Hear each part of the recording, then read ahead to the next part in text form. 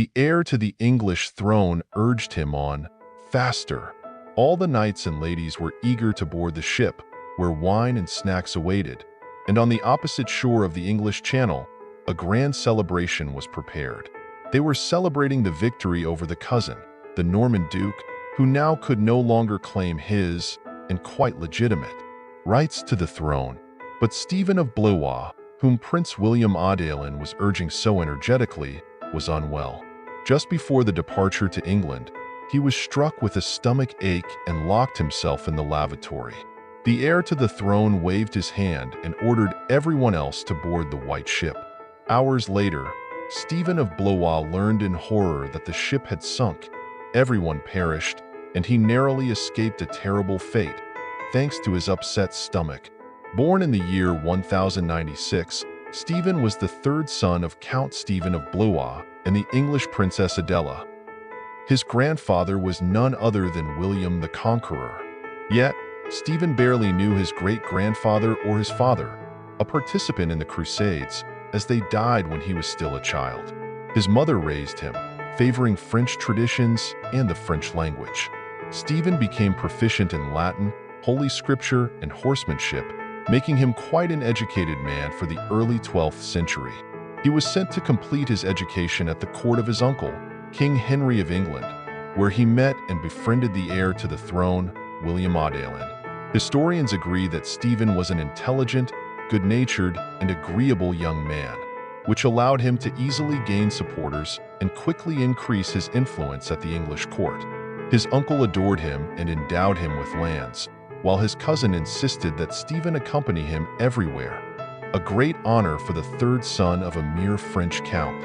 On that fateful day, when the cream of English knighthood set sail from the shores of Normandy towards Britain, Stephen was there too.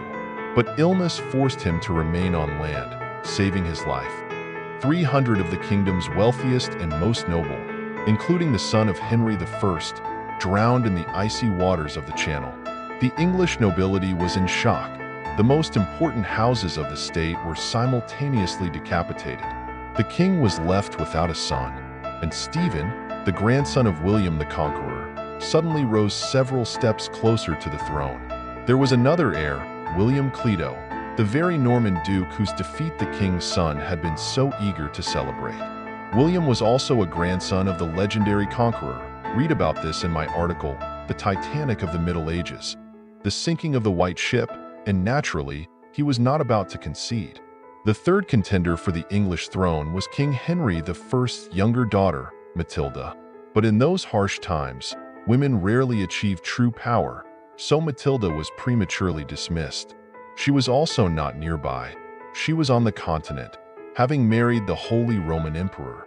But in this story, everything was constantly in upheaval. In the year 1125, Stephen married the daughter of the Count of Boulogne and expanded his territories. He already envisioned himself on the throne in London when William Clito began military actions.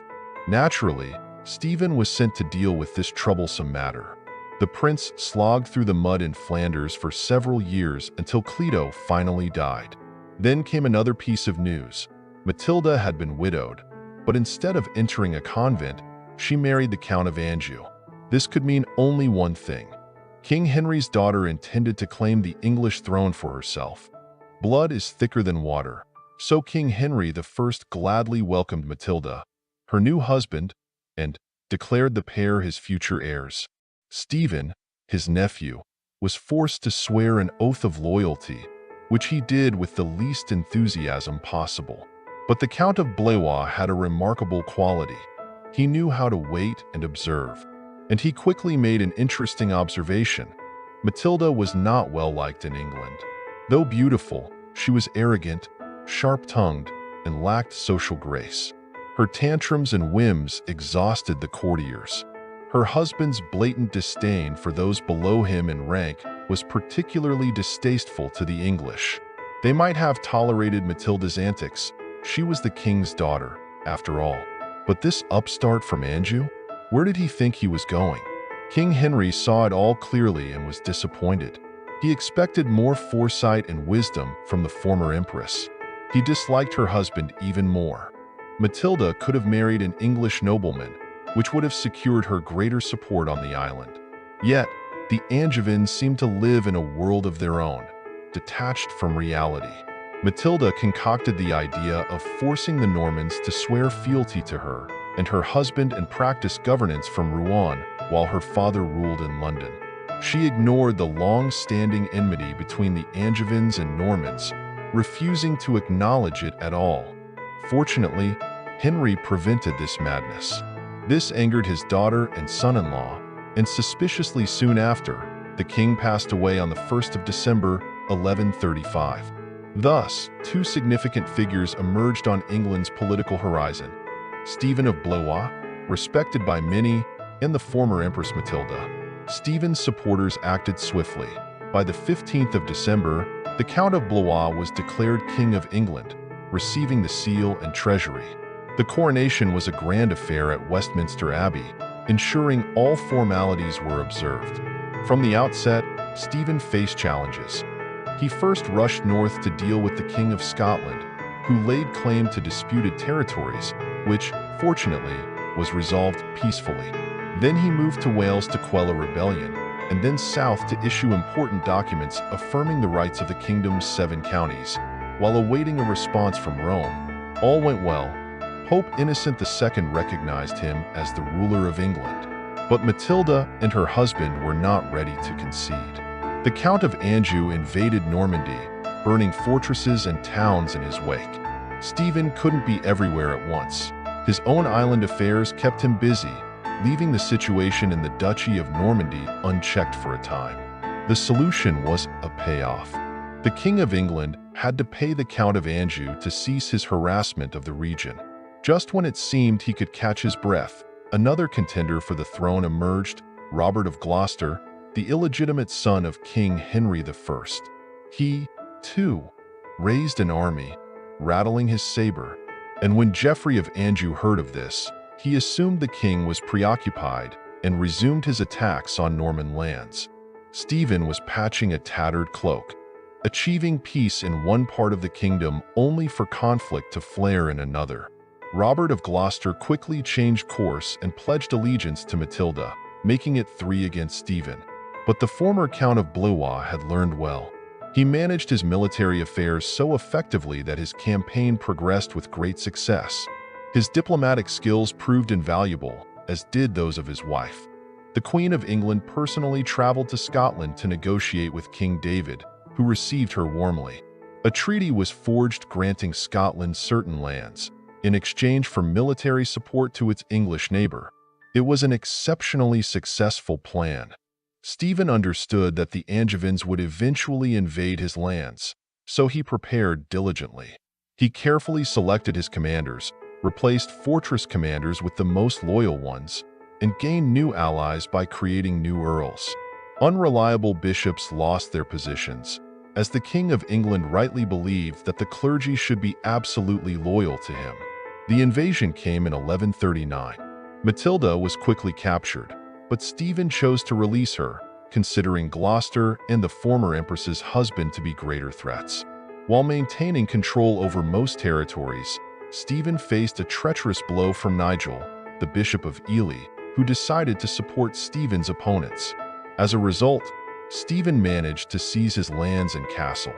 Throughout 1140, Stephen fought across different parts of England. Then, on the 2nd of February, 1141, the Battle of Lincoln occurred, in which the king was unable to secure victory. Stephen was captured and taken to Bristol Castle. Matilda, to whom the English king was delivered, showed no respect for him. Instead, Stephen, the grandson of William the Conqueror, was shackled in chains. The mockery and insults were endless. Naturally, Matilda sought the crown. After Easter, she was declared Lady of England and Normandy, and in June, the former empress entered London. Her dreams were coming true. Yet again, luck favored Stephen. The citizens of London did not accept the queen. Within days, a rebellion erupted, forcing Matilda to flee. In her Game of Thrones, she hadn't even managed to be crowned. England was in chaos. Some barons rushed to Stephen's aid, while others pledged allegiance to Matilda. Across the Channel, the Count of Anjou resumed his plundering of Normandy, but we mustn't forget about the Queen of England, Stephen's wife. Ironically also named Matilda, this noble lady played a crucial role, securing support from the Scots and then the southeastern counties of England. She advanced on London. Stephen was freed. At Christmas, he and his wife were recrowned, just in case. The Angevins had lost, but the conflict didn't end there. For several more years, the Count of Anjou stirred uprisings in eastern England and Normandy. Robert of Gloucester schemed in the west, then the north. England lost crops to war, taxes due to the same, and order was disrupted everywhere. Barons began minting their own coins, and laws were flouted across the land. Things eased slightly in 1147 when the warrior Gloucester died. Losing her main military leader, Matilda withdrew to Normandy. However, another contender had grown up, Matilda's son, Henry. He had equal rights to Stephen's son, Eustace. It became clear that the English Isle was on the brink of another civil war. Britain held its breath in anticipation. Stephen was weary. Since the sinking of the White Ship, he had done nothing but fight. He was left alone. His loyal wife died in the early 50s, and Eustace passed away unexpectedly. There was no longer a reason to continue the conflict. The King of England declared peace. Moreover, he announced that he would make Henry of Anjou, his nephew, his heir. Matilda's son was to inherit the throne after Stephen of Blois' death. The grandson of William the Conqueror died on the 25th of October, 1154, and as agreed, Henry II Plantagenet ascended the throne.